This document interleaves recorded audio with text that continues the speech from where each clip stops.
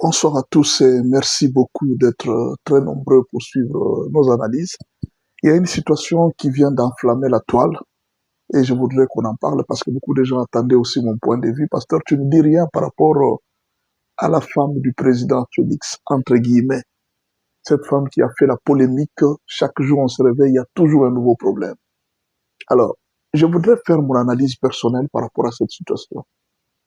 La première chose que vous devez savoir, les leçons que moi j'ai tirées de cette histoire, c'est d'abord la bonté du président Félix.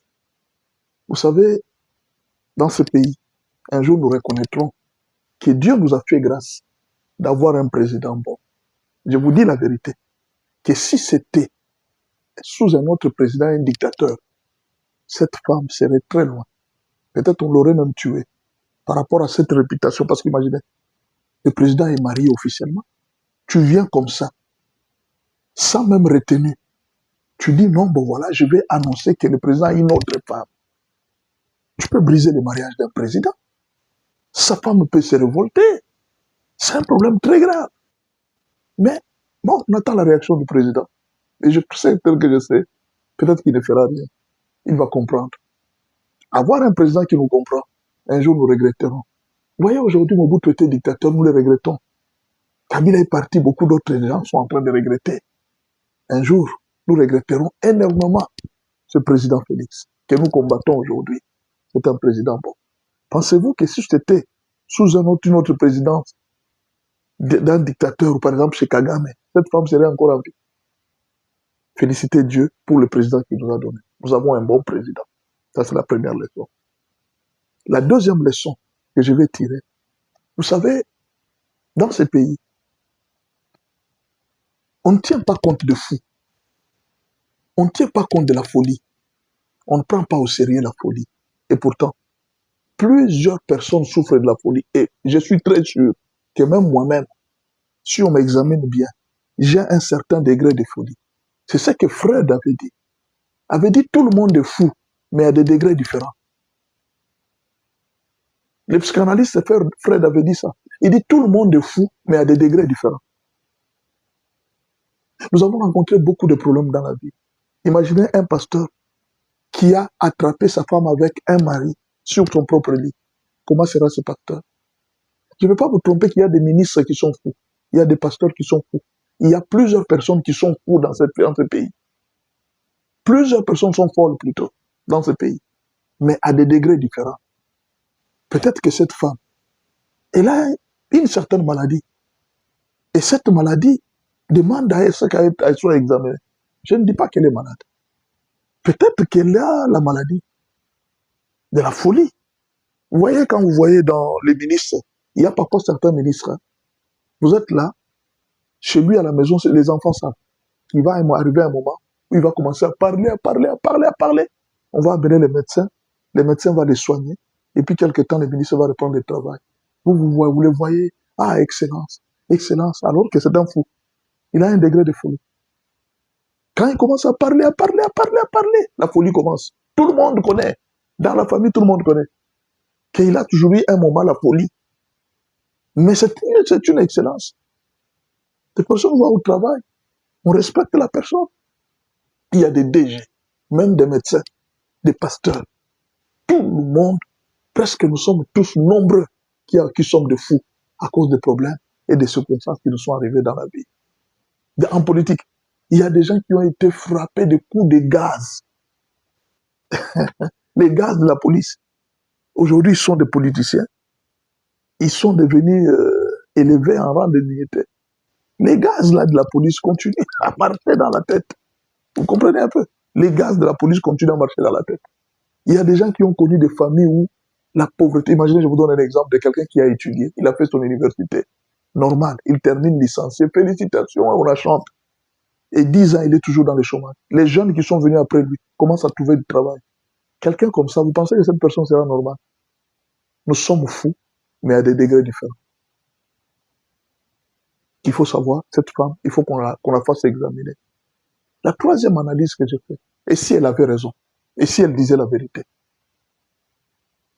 Vous savez, dans la vie ici, tout le monde a un passé. Il ne vous est jamais arrivé dans la famille que vous êtes là, Vous voyez une femme venir et dire non, cet enfant, c'est l'enfant de votre papa. Ça arrive, c'est déjà arrivé. Ce qui me fait mal, c'est quoi? C'est de voir comment est-ce que des adultes, des grandes personnes, sont en train de traiter des problèmes avec légèreté, alors que ce sont des problèmes qui nous arrivent le plus souvent. Être président ne veut pas dire être parfait.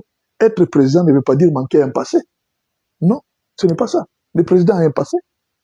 Il y a des femmes. Vous avez connu cette aventure. Une femme. Imaginez, elle est là. Vous l'aimez. Vous vous êtes rencontré avec elle par hasard. Et puis vous êtes séparés. Or, cette femme était partie avec votre grossesse. Un jour, elle vient, elle vous dit que non, j'ai un enfant qui vous appartient. Vous-même, vous commencez à douter. Non, non, moi, je ne suis pas sûr que c'est mon enfant. Il faut qu'on fasse des tests ADN. Il faut qu'on fasse ceci. Ça peut arriver. Le président, c'est un humain. Il a un passé. Rien n'empêche que peut-être, et cette femme a déjà rencontré le président quelque part dans le passé, et que le président ne reconnaît plus là où il a rencontré. Peut-être le président reconnaît. On ne sait jamais. C'est une option qu'il faut prendre. N'est-ce pas? C'est une option qu'il faut prendre. Ça nous arrive tous. Dans nos familles, nous avons connu ces cas. Où papa était dehors. Le jour où il vous montre les enfants, vous êtes surpris. Ah, et aussi, c'était nos enfants, oui. Il y a d'autres. Le papa lui-même n'a jamais su qu'il avait laissé des enfants quelque part. Il n'a jamais su. C'est en dernière minute qu'on vient lui dire que non. Il y a une femme qui avait laissé ton enfant ici. Quand il regarde, on fait le test, c'est son enfant. Ça peut arriver. Ne traitons pas de problèmes comme des petits-enfants, comme si cette histoire-là ne nous est jamais arrivée dans des familles. Non, ne traitons pas comme ça. La troisième chose, ça peut être une négligence du service de protocole, ou même de la famille du président. Peut-être que cette femme a déjà fait beaucoup de bruit. Je vais vous raconter l'histoire d'un pasteur. Un pasteur était sorti avec une fille. Cette fille avait un enfant. Ce n'est pas qu'il était sorti avec elle avant qu'il soit pasteur. Pendant qu'il est pasteur, il a engrossé une fille. La femme a dit au pasteur, nous avons un enfant. Prends en charge l'enfant. Le pasteur lui a dit non, amène là. Au début, il commençait à prendre l'enfant en charge. Il prenait l'enfant en charge. Puis à un certain moment, le pasteur ne donnait plus rien. Et il a dit à la fille que je ne te vois jamais à l'église venir avec cet enfant. Ne détruis pas mon ministère. Ne détruis pas mon ministère. Ok. La fille a commencé à appeler le pasteur. Mais viens, mais non, fais ceci. Le pasteur ne voulait plus écouter la fille. Vous savez ce que la fille a fait? Un jour, elle a fait là décider de faire un enfant. Elle a dit juste à l'église. Je voulais que je fasse l'enfant là. Le pasteur ne voulait pas. Il pensait